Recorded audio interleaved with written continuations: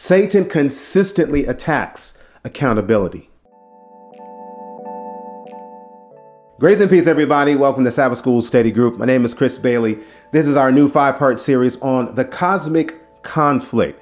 This is what we know as the battle between good and evil. It's the part of every storyline. You have the protagonist, the antagonist. So whether it's a movie, whether it's a book, whether it's a comic strip, even a video game, the idea of this struggle and the victory is what we want to look at in this series. Before we go forward, I want to thank you for watching. Please subscribe to the channel. By all means, hit the like button, help the algorithm out, and indeed pass this on to someone else.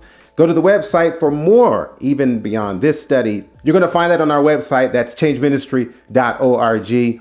And then last but not least, we want to invite you to invite us. We would love to come to where you are, your church or your school. We don't do social media, but we need you to be social. So if you'd like to get that process started, please send us an email to contact@changeministry.org. The idea of accountability in today's society takes many different faces, but the Bible basis of accountability is a matter of the seed and the sowing principle. Whatever is put in is what we can anticipate to come out. The problem with sin is that it seeks to break that principle. It seeks to take what God has established and instead introduce this idea that what we do will have no impact on what is done to us. See, back in Genesis chapter 3 and verse number 2, the woman says to the serpent, this is Eve speaking to Satan within the serpent, we may eat of the fruit of the tree of the garden, but of the fruit of the tree which is in the midst of the garden, God hath said, you shall not eat of it, neither shall ye touch it, lest ye die. But look at Satan's response. And the serpent said unto the woman, ye shall not surely die. Eve says what God says, which is that if you do this, you're going to be held accountable for your actions. But what Satan introduces now, sin comes into the picture and says, no, you will not be held accountable for what you do. When you look at our society and the downfall or the falling away from God, this is one of those realities that we have fallen away from. And it's the idea of accountability. And that is that when you do something, what will come from that will follow. In Deuteronomy chapter 29, Israel was even tempted to believe this deception.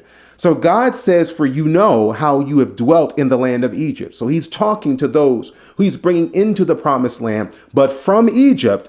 But there's something he doesn't want them to forget.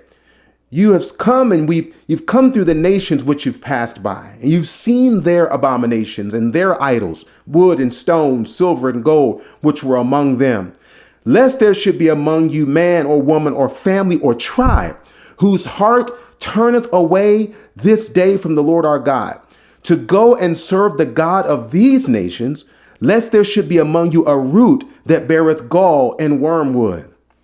God is saying, you all in your journey, am I extracting you in the Exodus from Egypt to now Canaan? You've seen what's happened to other people who have done what I'm telling you to not do. And so he is trying to get them to recognize accountability. So in verse 19, and it come to pass that as you're in this promise, when you hear the words of this curse, when you hear the words that are telling you don't do what they did, or else what they did is going to happen to you, that you bless yourself, or that this person would bless himself in his heart and say, I shall have peace, even though I walk in the imagination of mine heart.